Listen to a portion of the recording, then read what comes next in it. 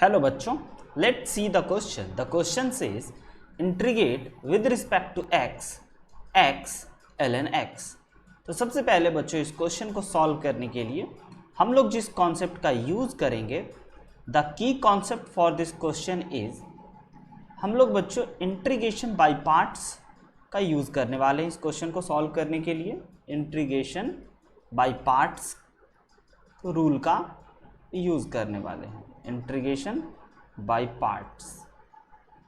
तो आइए सबसे पहले जान लें कि ये इंटीग्रेशन बाय पार्ट्स रूल होता क्या है. जब भी दो फंक्शन मल्टीप्लाई में हो और तब उसका इंटीग्रेशन निकालने को कहा जाए, तब बच्चों हम लोग integration by parts rule apply करते हैं, जो कहता है फर्स्ट वाले फंक्शन को एज इट इज, सेकेंड वाले फंक्शन को इंटीग्रेट माइनस फर्स्ट वाले फंक्शन को डिफरेंशिएट एंड सेकेंड वाले फंक्शन को इंटीग्रेट एंड इस पार्ट का अगेन इंटीग्रेट.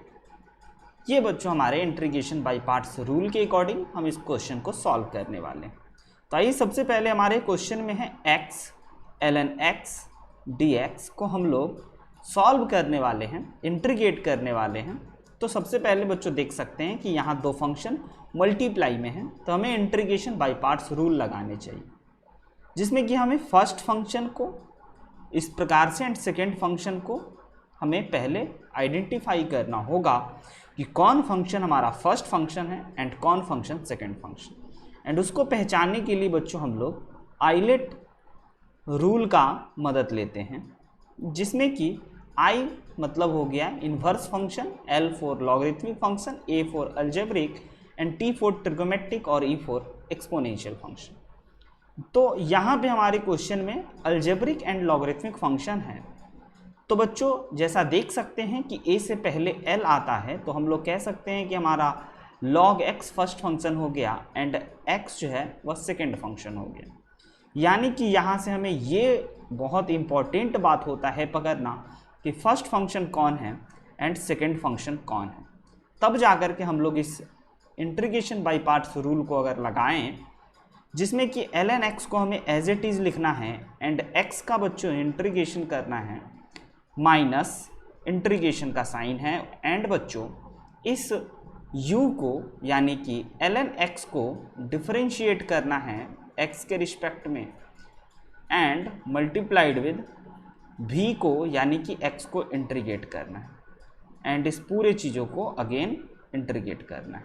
ना अगर इसको सिंप्लीफाई करें तो यह हमारा ln x है एंड x का इंटीग्रेशन की बात की जाए तो यह x²/2 हो जाएगा, माइनस ln x का डिफरेंशिएशन 1/x हो जाएगा एंड x का इंटीग्रेशन बच्चों x²/2 हो जाएंगे.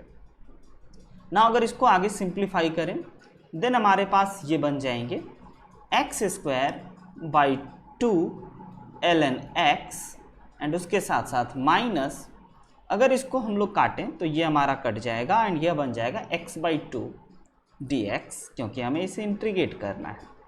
एंड बच्चों इसमें से अगर हम लोग 1/2 को कांस्टेंट है बाहर निकाल दें, देन वी हैव x/ओनली x dx. नाउ ये हमारा एज इट इज़ आ गया x² ln x माइनस 1/2 और इस x का अगर इंटीग्रेशन करें तो यह हो जाएगा बच्चों हमारे पास x²/2 प्लस c.